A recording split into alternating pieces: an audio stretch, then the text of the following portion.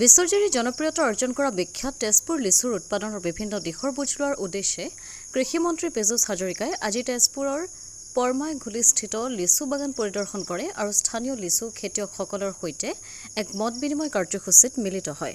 ভ্ৰমণকালত মন্ত্ৰীগৰাকীয়ে খেতিয়ক তথা কৃষক উৎপাদক কোম্পানীসমূহৰ বিভিন্ন সমস্যাৰ বুজ লয়। তেওঁ উল্লেখ কৰে যে লিচুৰ উৎপাদন আৰু ৰপ্তানি বৃদ্ধি কৰাৰ লক্ষ্যৰে কৃষি বিভাগে অতি শীঘ্ৰেই লিচু ৰপ্তানিকাৰক আৰু কৃষকসকলৰ এক বৈঠকৰ আয়োজন কৰিব। মন্ত্ৰীগৰাকীৰ লগতে আহ্বান জনাই কয় যে অসমৰ যুৱ প্ৰজন্মই এনেধৰণৰ লাভজনক খেতিৰ সৈতে জড়িত হোৱা উচিত।